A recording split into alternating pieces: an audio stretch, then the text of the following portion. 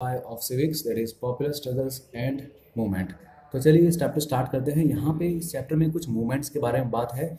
तो यहाँ पे दो कंट्रीज़ के नाम दिए गए हैं, नेपाल और बोलीविया। नेपाल और बोलीविया में दो पॉपुलर मूवमेंट्स हुए थे। तो आपको पता है किस तरह से डेमोक्रेसी राइज हुई थी पोलैंड के अंदर, उसकी विजय हुई थी। और आपने लास्ट ईयर के फर्स्ट चैप्टर में पढ़ा है इसके बारे में। तो स्टोरी हमें क्या याद दिलाती है कि लोगों का रोल क्या होता है डेमोक्रेसी बनाने में। चलो इसी तरह की दो स्टोरीज को हम पढ़ लेते हैं और देखते हैं कि डेमोक्रेसी के अंदर पावर को कैसे एक्सरसाइज किया जाता है। तो फर्स्ट टॉपिक इसमें है movement for democracy in Nepal. Nepal में क्या हुआ था? तो अप्रैल 2006 में नेपाल के अंदर एक एक्स्ट्रॉर्डनरी पॉपुलर मूवमेंट स्टार्ट हुआ था। यहाँ के मूवमेंट का मेन एम ये था कि डेमोक्रेसी फिर से वापस लाई जाए। तो नेपाल, जैसा कि आपको पता होगा, वो थर्ड वेव कंट्री थी जिसने 1990 में डेमोक्रेसी को जीता था। अब भले ही वहाँ के राजा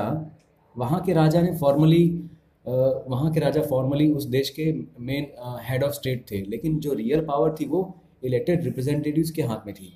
किंग बीरेंद्र, जिन्होंने इस ट्रांजिशन को एक्सेप्ट किया था। एब्सोल्यूट मोनार्की से ये ट्रांजिशन किया गया था कॉन्स्टिट्यूशनल मोनार्की में।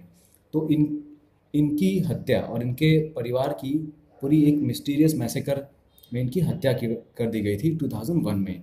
और किंग ज्ञानेंद्र जो नए राजा बने, उन्होंने वो डेमोक्रेटिक रूल को एक्सेप्ट करने के लिए तैयार नहीं थे। इन्होंने फ़ायदा उठाया। उस टाइम की जो इलेक्टेड गवर्नमेंट थी वो काफ़ी वीक थी और उसकी पॉपुलैरिटी भी काफ़ी कम थी। तो इसका फ़ायदा उठाया और फरवरी 2005 में इन्होंने उस टाइम के प्राइम मिनिस्टर को डिसमिस कर दिया और जो पूरी पार्लियामेंट थी उसको भी डिसॉल्व कर दिया। तो अप्रैल 2006 का जो मूवमेंट था उसका मेन एम ये था कि लोगों का कंट्रोल फिर से वापस हो जाना चाहिए गवर्नमेंट के ऊपर, ना कि उस राजा का। पार्लियामेंट की सारी मेजर पॉलिटिकल पार्टीज ने एक ग्रुप बनाया जिसका नाम था 7 पार्टी अलायंस। और इन्होंने काठमांडू, जो कंट्री का कैपिटल था, वहाँ पे 4 दिन की स्ट्राइक बनाई। और ये प्रोटेस्ट धीमे धीमे इनडेफिनिट स्ट्राइक में कन्वर्ट हो गया, जिसके अंदर माओइस्ट, इंसर्जेंट्स और बहुत सारी ऑर्गेनाइजेशंस जुड़ने लगी थी। अब माओइस्ट मतलब वो लोग जो माओ की आइडियोलॉजी को फॉलो करते हैं, और ये लोग चाहते हैं कि सरकार को हटा के मजदूरों और किसानों की सरकार हो। ऐसा इसी पेज के राइट साइड में बॉक्स में दिया हुआ है। तो लोग कर्फ्यू को मानने को तैयार नहीं थे और वो रास्ते पे उतर आए। सिक्योरिटी फोर्सेस ने अपने आप को अनेबल पाया। इतने लाखों की भीड़ को वो लोग हैंडल नहीं कर पाते थे जो रोज़ के रोज़ अपनी डिमांड को मांगने के लिए सड़क पे उतर आते। उनकी डिमांड थी कि डेमोक्रेसी को फिर से वापस लाया जाए। और 21 अप्रैल को यही प्रोटेस्टर्स 3 से 5 लाख जितने हो गए और इन्होंने किंग को एक अल्टीमेटम दिया।